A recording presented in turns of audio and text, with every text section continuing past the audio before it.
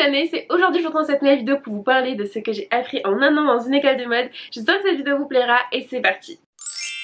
Tu n'es pas obligé d'arriver en bon tous les jours. Je pensais trop que dans une école de mode, il fallait tellement être bien habillé, puis tailleur tous les jours et tout. Mais pas du tout, faut vraiment que tu sois habillé genre normalement, genre comme n'importe qui.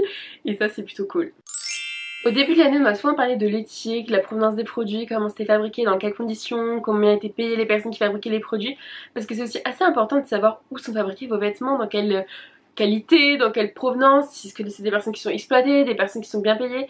C'est aussi très important de savoir en fait quelle marque exploite ou quelle marque emploie des personnes bien payées, etc. C'est très important. Surtout en ce moment avec tout ce qui se passe avec Zara, les Ouïghours et tout, c'est très important de boycotter certaines marques. Même si je sais que c'est dur parce que même moi j'adore Zara et tout, mais faut vraiment réduire la consommation en fast fashion. On a dû apprendre à gérer un blog. Oui, un blog. Est-ce que vous allez encore sur des blogs vraiment?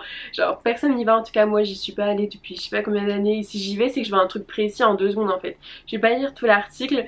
Donc c'est pour ça que j'étais très dégoûtée au début. Et puis je me suis dit pourquoi ils sont pas modernes, pourquoi ils se mettent pas YouTube, TikTok. Enfin il y a beaucoup de réseaux maintenant à utiliser. Et pourquoi on reste dans les blogs, ça date de 2012. Au début je réalisais comme ça. Puis au final je trouve ça assez important vu que j'ai remarqué que beaucoup de marques de luxe et de marques tout simplement ont toujours une petite catégorie blog sur leur site internet et on est là pour apprendre en fait. Et du coup si plus tard vous allez travailler dans une marque de luxe, dans une marque qui a une catégorie blog, faut que vous sachiez rédiger un article comme on devrait rédiger. Donc c'est pour ça que c'est assez important finalement la partie blog et c'est cool au final de la faire. Même si au début j'étais très réticente car je trouve ça pas du tout moderne. On apprend les réseaux sociaux comme Instagram et Facebook principalement, les autres je crois qu'on les a jamais vus. Peut-être un tout petit peu Pinterest, on en a parlé 2 fois c'est tout. En tout cas il faut savoir que sur Instagram et Facebook, souvent Facebook on dit non ça sert à rien plus personne n'y va. Sauf que c'est encore hyper important pour une marque, beaucoup de personnes achètent grâce à Facebook pour une marque donc ne laissez pas ce petit réseau social là. Et aussi Instagram c'est vraiment la base de toutes les marques de luxe, de toute n'importe quelle marque. Il faut avoir Instagram pour faire des belles photos. N'hésitez pas à faire des reels parce que maintenant c'est le seul moyen en fait de faire du coup de paraître en fait et que les gens s'abonnent à vous. On apprend aussi à décrypter des défilés et aussi les shootings photos des magazines. C'est hyper important pour un magazine et même pour tout de savoir décrypter quelle position sont les mannequins, qui est le photographe. C'est hyper important qu'on sache tout pour analyser le style de la personne. Aussi le style des marques, qu'on a un avis sur telle collection nous plaît, telle collection nous plaît pas, qu'est-ce qu'ils ont fait, qu'est-ce qu'elles font marquant, qui est aussi la personne qui a créé le design des vêtements, parce que du coup il y a des designers artistiques qui changent souvent, donc c'est aussi important pour nous de savoir qui fait quoi, quel style, enfin si on aime ou pas. Faut savoir que le décor est aussi très important, regardez dans les photos des magazines, regardez dans les défilés, vraiment le décor parfois peut coûter des millions d'euros, c'est super cher et ils font toujours des décors magnifiques. C'est aussi important parce que c'est ce qui met en valeur les mannequins, dont les vêtements, donc c'est aussi toute une scénographie hyper importante. Pendant la Fashion Week, les marques ont tendance à utiliser le même lieu à chaque fois pour leur représentation. Il me semble que Dior, ils utilisent souvent le Grand Palais pour faire leur défilé. Après ça peut changer, il y a plein de marques qui font dans des lieux aussi assez atypiques. Mais en tout cas à Paris, il y en a vraiment partout, vraiment vous pouvez vous balader et d'un coup tomber sur un défilé. Et n'hésitez pas aussi à aller attendre devant du coup les barrières, comme ça vous pouvez rencontrer des fois des célèbres, enfin des personnes hyper célèbres. Vous pouvez rencontrer des directeurs artistiques, j'avais vu Olivier qui était le directeur artistique de Balmain. Pour d'ailleurs c'était au défilé Isabelle Marant, j'ai vu Olivier. J'avais vu aussi Léna Situation défiler Isabelle Marant. Enfin vous pouvez voir quand même pas mal de personnalités devant les défilés. Et parfois vous apercevez en fait les tenues aussi parce que des fois c'est assez près les barrières ou des fois c'est hyper loin, vous voyez rien du tout. Mais aussi n'hésitez pas à y aller, c'est quand même, vous pouvez voir pas mal de gens et qui sait sur un coup de malentendu vous pouvez peut-être rentrer. Je suis arrivée dimanche à Paris mais j'ai quand même fait quelques défilés de la Fashion Week. Donc là vous avez le défilé Isabelle Marant qu'on voit de loin, sinon regardez tout sur notre portable. Et là on a vu Olivier Roustin. Oh my god les gars. On a aussi vu Nicky Doll, puis Léna Situation, vraiment adorable. Vraiment un amour cette fille, on a même pu prendre des photos et tout avec. Vraiment un amour.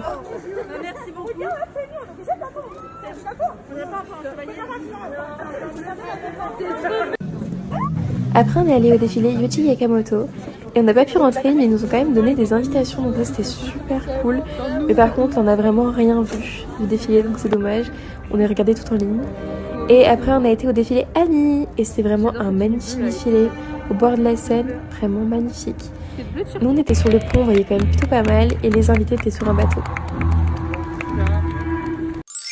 Les magazines de mode ont très peu de lecteurs et je pense que même les magazines en général ont assez peu de lecteurs et c'est vraiment en chute libre. Je pense qu'avec les réseaux sociaux, il y a eu vraiment un déclin, un désintérêt pour tout ce qui est du coup magazines de mode, alors que c'est quand même assez intéressant, même si j'avoue que moi j'en achète pas parce que ça m'intéresse pas tant que ça en fait. Enfin, il n'y a pas de magazine qui me transcende réellement. À part j'aimais bien Paulette, je trouve que c'était un magazine qui changeait un peu des autres, mais sinon... Si tu payes une pub dans un magazine, tu as beaucoup plus de chances d'être aussi dans un article de magazine. Tout simplement parce qu'en fait le magazine veut que tu continues à payer des pubs et puis te mettre du coup plus en avant. Ce n'est pas parce que tu achètes du luxe que c'est forcément de la qualité. Exemple, regardez la bague Dior que tout le monde a acheté, que j'avais aussi envie de m'acheter, mais qui est vraiment une bague qui rouille en 2 semaines. C'est pas possible, 300 € pour un truc qui rouille en 2 semaines. A contrario, tu as plus de chances de trouver des matériaux de meilleure qualité dans des marques de luxe que par exemple chez Zara, et aussi c'est fait dans de meilleures conditions. Après, toutes les marques de luxe ne sont pas forcément très éthiques. Je vous conseille de vous renseigner sur une marque si vous voulez acheter un produit, vérifier que d'autres personnes l'ont déjà acheté et qu'il soit assez solide si vous voulez acheter un sac, etc. Ou que la marque, s'il est cassé, elle le reprenne et vous le rééchange. Parce que c'est vraiment très important. Mais normalement, c'est vrai que les sacs de luxe tiennent un peu plus longtemps que n'importe quel autre sac d'autres marques. Et en plus, souvent, ils prennent de la valeur. Donc ça, c'est un point ajouté aussi au luxe. Quand on parle de luxe, on parle de maisons, par exemple on va dire la maison Dior, la maison Chanel, la maison Balenciaga. On parle souvent de maisons et pas de boutiques. On a la chance de pouvoir effectuer en fait notre année en alternance à Mospé, donc ça c'était super cool. Déjà parce qu'on ne paye pas l'école, on a un salaire. Ça c'est génial vraiment pour payer ton loyer à Paris, ça coûte très très cher. Et tu peux tout simplement vivre et surtout c'est l'expérience professionnelle, ça te fait une expérience de fou. Et sur ton CV tu peux le marquer parce que c'est vrai que maintenant les entreprises ils veulent que tu aies de l'expérience et que tu sois jeune. Donc à un moment donné c'est compliqué d'avoir d'expérience à 20 ans. Donc c'est pour ça si tu veux faire de l'alternance ça peut que t'aider. Beaucoup de personnes cette année étaient community manager dans l'alternance, donc c'est vraiment super sur les réseaux sociaux, tout ça. Donc ça peut vous apprendre extrêmement de choses et aussi l'alternance vous permet de voir est-ce que ça te plaît vraiment, parce que entre les cours que tu apprends à l'école et la réalité, c'est vraiment totalement différent. Donc ça te permet de savoir si est-ce que c'est le métier que tu veux faire plus tard ou pas. En tout cas j'espère que cette vidéo vous aura plu, je vous fais plein de gros bisous. N'hésitez pas à me dire si vous avez des questions en commentaire, si vous voulez que je fasse d'autres vidéos sur mon école de mode. Je vous fais plein de gros bisous et je vous retrouve dans une prochaine vidéo.